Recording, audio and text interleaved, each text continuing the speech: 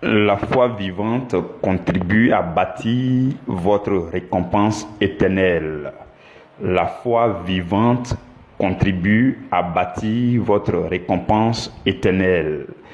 Mes frères, mes sœurs bien-aimés dans le Seigneur, en ce jeudi 16 septembre, voici le sous-thème que nous allons méditer ensemble. Hier, nous avons annoncé 4 objectifs clés de la foi vivante.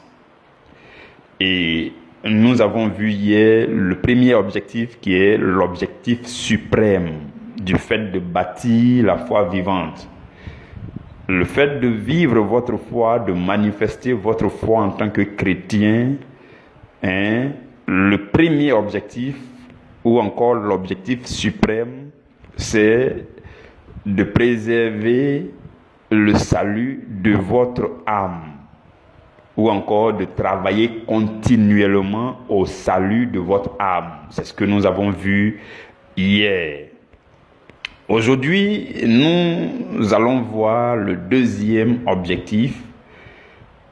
Le fait de bâtir la foi vivante, frères et sœurs, cela vous sera aussi utile pour atteindre un objectif qui est de bâtir votre récompense éternelle. Lorsqu'on parle de récompense éternelle, tout de suite nous faisons allusion aux récompenses que vous aurez dans la gloire de Dieu au ciel éternellement. C'est depuis sur cette terre que nous pouvons bâtir cela. Vous comprenez? Prions ensemble, s'il vous plaît.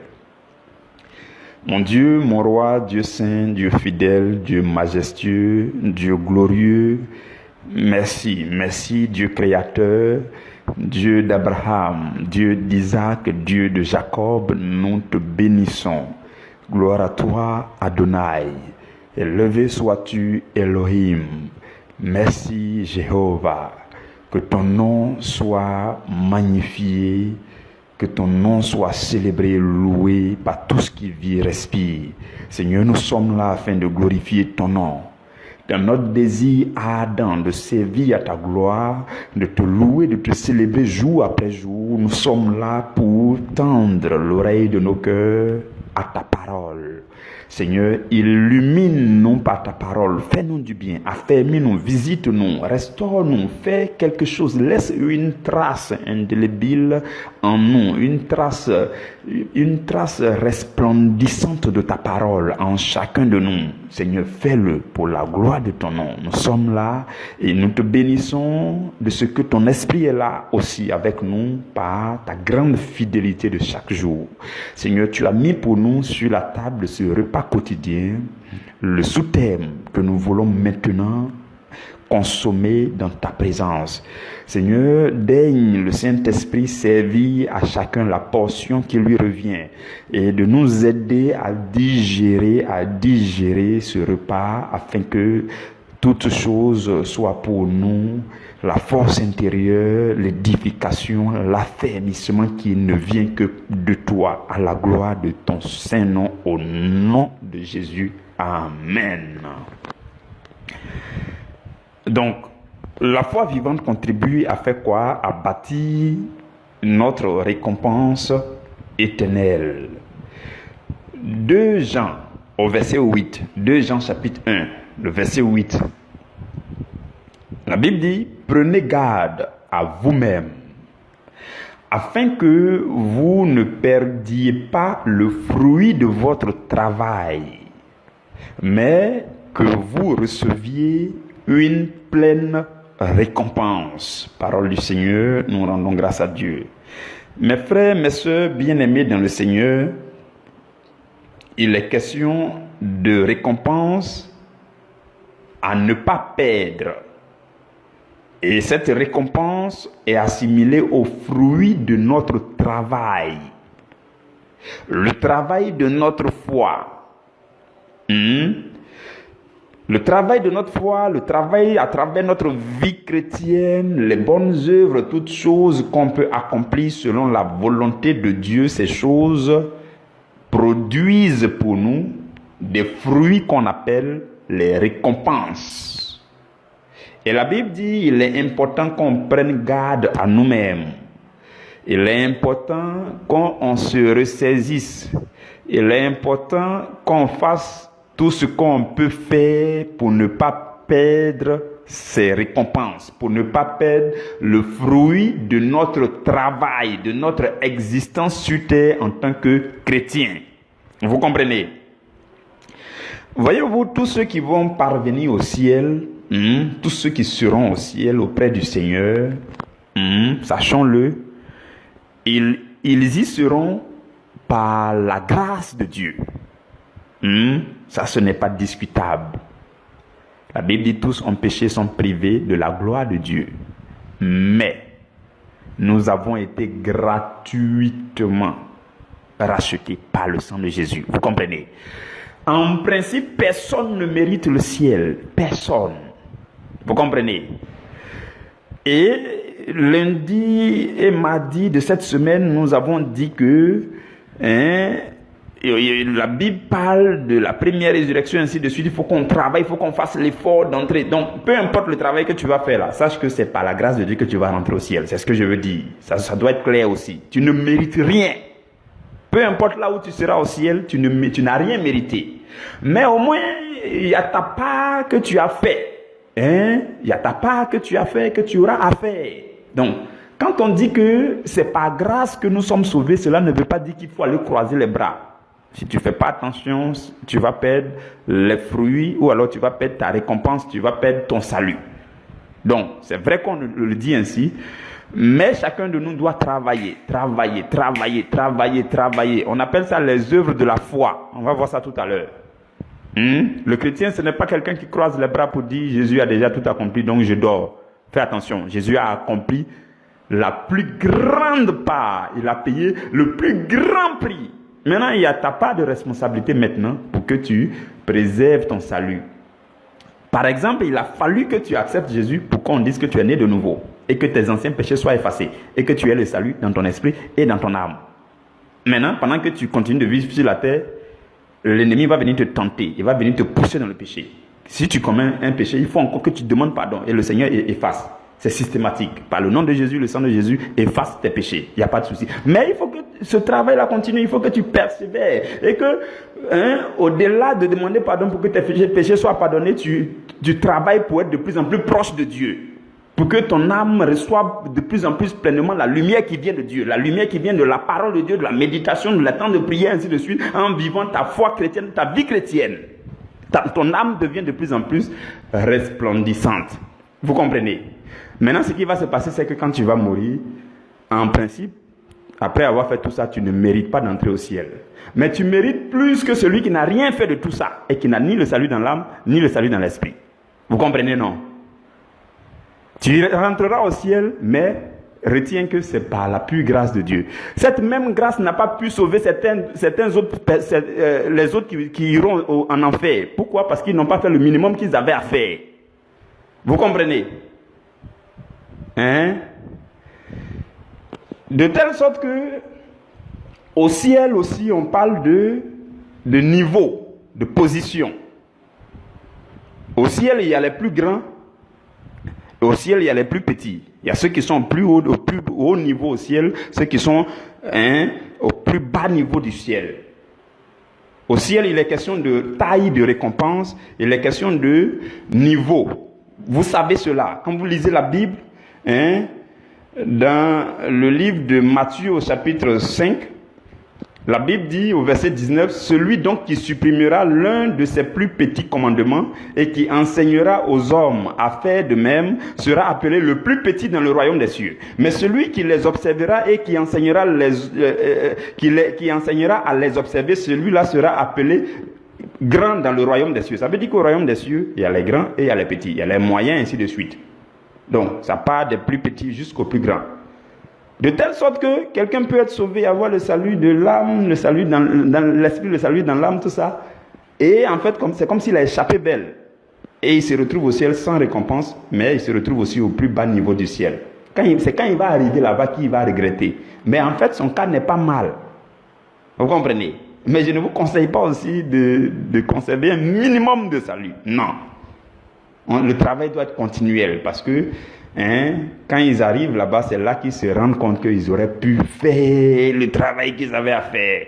Et si nous avons cette révélation, faisons le travail qu'on a à faire. Vous comprenez? Donc, il est question de récompense. Il y a ceux qui auront les plus grandes récompenses au ciel, et il y a ceux qui auront les moindres récompenses au ciel aussi. Vous comprenez? Et ceux qui auront les plus grandes récompenses au ciel sont ceux qui auront fait les œuvres de la foi. On appelle ça les œuvres de la foi. Pendant que tu es sur la terre, tu fais les œuvres de la foi. L'apôtre Paul dit ce n'est pas les œuvres de la loi qui sauvent, mais c'est la foi qui sauve. La foi sauve. Quand vous avez foi en Jésus, il n'y a pas de souci, ça va, vous serez sauvés. Mais votre récompense, c'est en fonction des œuvres de la foi. Vous comprenez? Donc, tant que nous sommes sur la terre, tout reste à jouer. Il est encore possible de perdre votre récompense ou bien de faire accroître votre récompense. Mais pour ce qui vous concerne, pendant que vous m'entendez au nom de Jésus, je déclare que vous n'allez plus perdre votre récompense. La Bible dit dans le texte qu'on a lu, prenez garde à vous-même, afin que vous ne perdiez pas le fruit de votre travail, afin que vous ne perdiez pas votre récompense, mais que vous ayez votre pleine récompense. Prenez garde, ça veut dire que faites ce que vous avez à faire, ce qu'il convient de faire. Vous comprenez?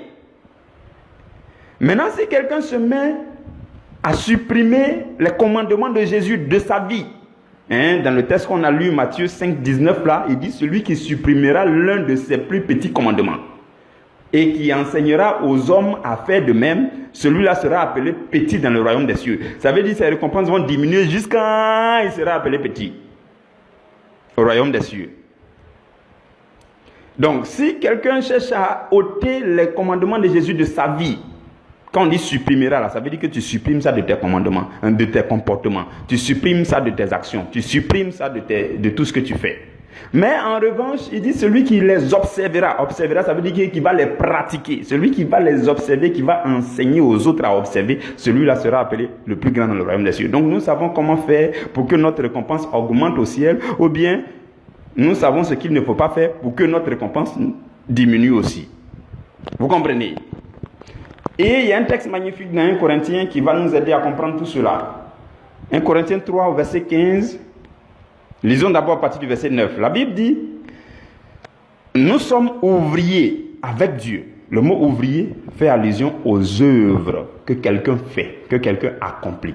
Donc, nous sommes quoi? Ouvriers avec Dieu. Verset 9, 1 Corinthiens 3. Il dit, vous êtes le champ de Dieu, l'édifice de Dieu. Il parlait aux Corinthiens. Le verset 10, il dit, selon la grâce de Dieu qui m'a été donnée, j'ai posé le fondement comme un sage architecte. Et un autre a bâti dessus. Mais que chacun prenne garde à la manière dont il bâtit.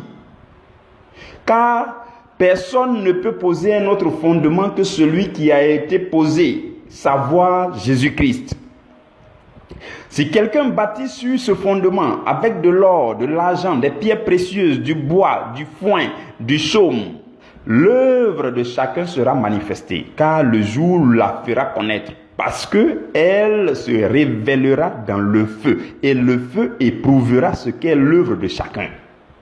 Si l'œuvre bâtie par quelqu'un sur le fondement subsiste, il recevra une récompense. Verset 15.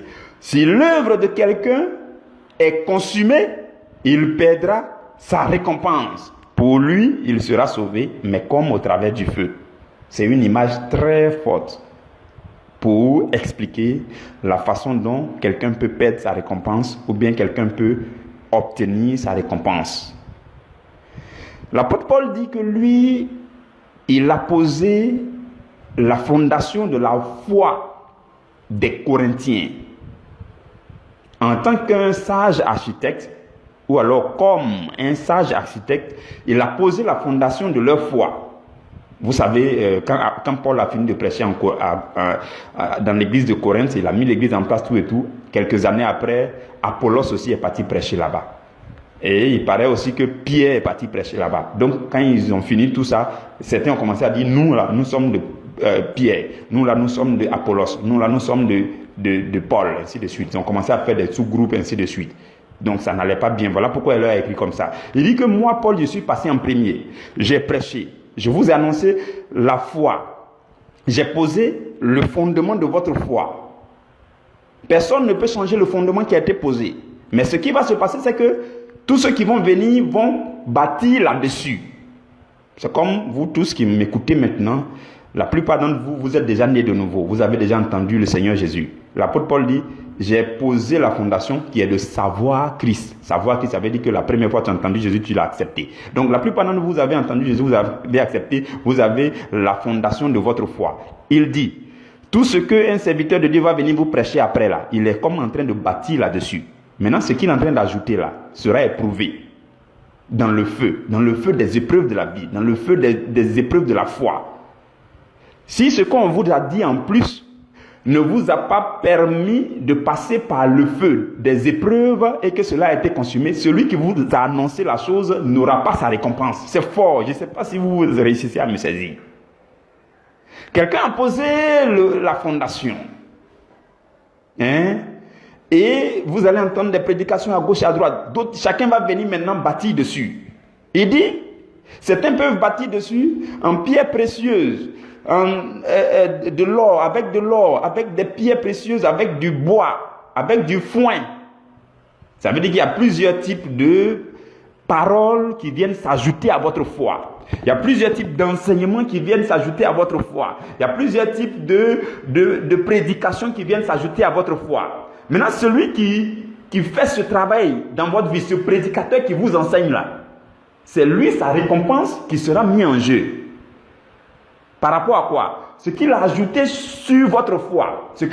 Il a ajouté sur votre foi en plus là, si c'est en pierre précieuse, si c'est en de l'or, ça va rester solidement. C'est comme vous allez passer par les épreuves de la vie, ça va rester dans votre vie, ça ne sera pas consumé par les épreuves de votre vie. Vous comprenez? Dans certaines épreuves, vous réussissez à traverser l'épreuve en fonction de ce que vous avez entendu d'un homme de Dieu. Donc, s'il y a un certain homme de Dieu, tout ce que lui vous a dit là, ça ne vous a pas permis de traverser une épreuve, ça a été consumé. Lui, l'homme de Dieu qui est là-bas, il ne va pas recevoir sa récompense parce qu'il a construit sur votre foi avec du foin, avec du bois. Le feu des épreuves de votre vie a consumé cela. Ça n'a pas pu vous aider à résister dans les épreuves de votre vie.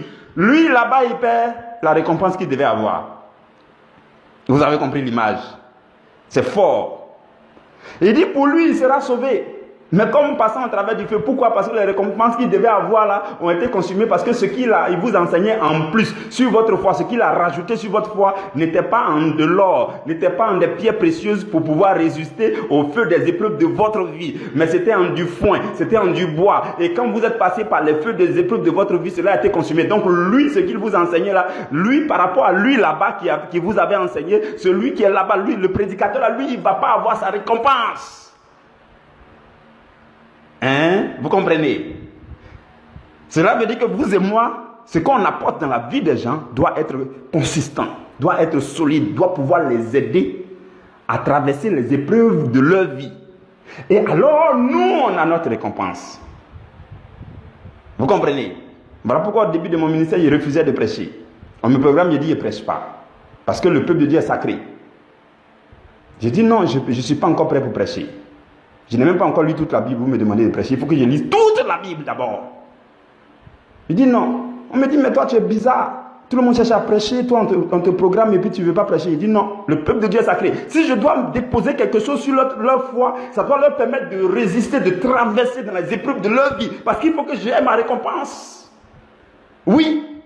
On ne parle pas parce qu'il faut parler, on ne prêche pas parce qu'il faut prêcher, on ne dit pas des choses, on n'exhorte pas parce qu'il faut exhorter. Non, ce n'est pas par envie qu'on prêche, mais c'est parce qu'on veut ajouter quelque chose de solide à la foi de quelqu'un qui va l'aider à traverser les épreuves. Et alors, on fait très bien notre travail, on reçoit notre récompense.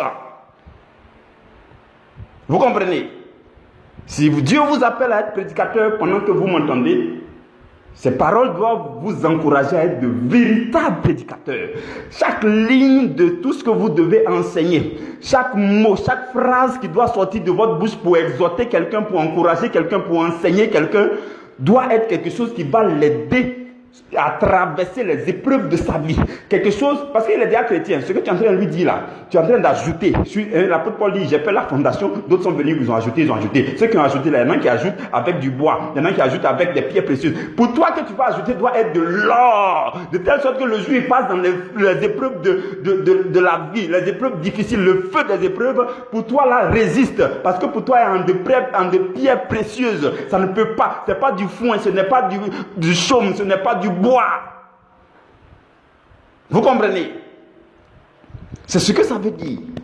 Donc en tant que serviteur, en tant que futur prédicateur, en tant que prédicatrice, en tant qu'enseignant de la parole de Dieu, qu'est-ce qu'on fait pour préserver notre foi? On enseigne quelque chose que le Seigneur lui-même veut dire aux gens. Là comme ça va les aider quand ils seront dans les épreuves difficiles. Vous comprenez, frères et sœurs? Donc, il est possible de préserver notre récompense en tant que serviteur, en tant qu'enseignant, en tant que prédicateur de la parole. Vous comprenez? Et tout à l'heure, on a dit encore que celui qui enseigne et celui qui observe et qui enseigne aux autres à les observer, celui-là encore, il préserve sa récompense. Vous comprenez? Et toutes ces choses rentrent en ligne de compte dans le déploiement de votre foi. Le déploiement de votre foi. Quand on a parlé de la foi, on a parlé de la parole de Dieu, la parole de foi, la dimension de la foi éclairée, tout ça, la parole de Dieu. Donc la parole de Dieu qui rentre dans votre vie et que vous déployez, en manifestant votre foi, doit aller pour travailler pour votre récompense éternelle. Donc en manifestant votre foi, en déployant votre foi, qu'est-ce qui se passe? Vous construisez pour vous-même une récompense éternelle. C'est ce que ces choses veulent dire. Vous comprenez? Maintenant, je vais vous parler des éléments pertinents quand on parle de récompense. Récompense éternelle surtout. Récompense éternelle, ça veut dire récompense au ciel. Les éléments pertinents d'une récompense, il y a le trône, et il y a la couronne, et il y a les trésors auxquels on peut accéder. Donc tout à l'heure, on a vu qu'au ciel, il y a plusieurs niveaux. Quand tu es arrivé au ciel, là, si toi, tu n'as rien fait, ça dit que sur la terre, là, tu n'as jamais évangélisé quelqu'un. On prêche. C'est toi seul qui reçois. Tu n'as jamais évangélisé. Le berger dit la liste a été ouverte pour venir dans le groupe prioritaire à l'évangile B pour apprendre le ministère. Pour que tu fasses quelque chose au moins que tu vas faire. Et puis Dieu va augmenter la foi de quelqu'un. Et puis Dieu va éclairer quelqu'un. Et puis Dieu va sauver quelqu'un. Et puis Dieu va transformer la vie de quelqu'un. Viens dans le groupe B. Et puis tu vas apprendre. Tu as entendu ça à longueur d'enseignement. Chaque enseignement, le berger parle de ça pour dire la liste est ouverte. Mais toi, depuis là, tu ne t'es pas encore bougé. On t'a dit il faut venir. Quand tu vas venir là, c'est pas tout de suite, on va te dire, mets-toi à faire ceci. On va te former d'abord, on va te montrer comment faire avant que tu fasses. Donc, pour que toi aussi tu sois utile, pour que toi aussi tu puisses travailler dans le ministère pour bâtir ta récompense au ciel. Vous comprenez? Et en le faisant, il y a des trésors qui t'attendent au ciel. Il y a un trône glorieux qui t'attend au ciel. Il y a une récompense, il y a une couronne qui t'attend au ciel. Maintenant, toi, tu dis, je ne fais rien de tout ça. Tu es chrétien pour toi seul. Tu es chrétien pour toi seul. Tu n'es dans aucun groupe. Tu ne fais rien, même brindille de balai, tu ne soulèves pas ça pour Dieu. Tu dis tu as la foi, mais tu ne fais pas les œuvres de la foi. Pourtant, l'apôtre Paul dit nous sommes des ouvriers avec Dieu. Les ouvriers sont ceux qui font les œuvres de la foi. Maintenant, toi, tu ne fais pas tout ça. Vous voyez, non, considérons ce cas. Tu ne fais pas tout ça. Tu es chrétien pour toi, seul tu crois en Jésus. Il n'y a pas de souci, tu seras sauvé. Mais quand tu vas arriver là-bas, on dit tu n'as pas travaillé quand tu étais sur la terre, donc il n'y a pas de récompense pour toi. Le trône le moins éclatant, c'est pour toi. La couronne la moins éclatante, on dit, donnez-lui. On dit, bon, les trésors là, les meilleurs trésors là, tu n'as pas accès à ça. Parce que tu n'as pas travaillé pour te construire un trésor au ciel. Jésus dit, amassez-vous des trésors dans le royaume des cieux. Quand tu étais sur la terre, tu ne t'es pas amassé des trésors. Tu n'as pas voulu intégrer le ministère pour travailler pour que ta récompense éternelle soit glorieuse. Tu n'as pas fait. Donc, qu'est-ce qui se passe? Tu arrives au ciel, tu es au plus bas niveau. Et au ciel, il y a 3 éléments qui caractérisent la récompense. Les trésors auxquels tu peux avoir accès, l'état de ton trône et puis ta couronne. Comme vous lisez Apocalypse chapitre 4, verset 4, la Bible dit, autour du trône de Dieu, il y avait 24 trônes. Et sur ces trônes, 24 vieillards qui étaient assis. Ça veut dire quoi? Au ciel, à chaque trône correspond une personne. Donc, tu auras ton trône au ciel. Et la suite dit, Ils étaient vêtus de vêtements blancs. Et sur leur tête, il y avait des couronnes d'or. Ça veut dire que quand tu seras aussi, il y a ton trône, il y a tes couronnes. Il y a ta couronne. Donc, à chaque trône et à chaque couronne correspond une personne. Maintenant, pour toi, la gloire, un trône et couronne symbolisent la gloire que tu auras là-bas. Mais cela dépend du travail que tu vas abattre ici sur la terre. Oui, c'est ce qui détermine ça. Voilà pourquoi Apocalypse 3 au verset 11, la Bible, Jésus dit, il dit, je viens bientôt. Retiens ce que tu as, afin que personne ne prenne ta couronne. Vous comprenez? Donc tu as une couronne là-bas. Plus tu feras l'œuvre du Seigneur, plus tu feras quelque chose pour le Seigneur, plus tu feras les œuvres de ta foi, plus ta couronne sera éclatante, ton trône sera glorieux et tu auras accès au trésor, le meilleur trésor du royaume. Vous comprenez, frères et sœurs? Donc le trône et la couronne symbolisent la gloire. Et on peut avoir toutes les richesses qu'on veut dans ce monde. Mais ne mettons pas notre gloire dans ces richesses. Vous comprenez? Dans 1 Timothée 6, la Bible dit, à partir du verset 17, Paul dit à Timothée, il dit, recommande aux riches du présent siècle de ne pas être orgueilleux et de ne pas mettre leur espérance dans les richesses incertaines, mais de la mettre en Dieu, qui nous donne avec abondance toutes choses pour que nous en jouissions. Et au verset 18, il dit, recommande-leur de faire du bien, d'être riche en bonnes œuvres, d'avoir la libéralité, de la générosité et de s'amasser ainsi pour l'avenir un trésor placé sur un fondement solide afin de saisir la vie véritable. Vous comprenez? Ça veut dire que ta couronne,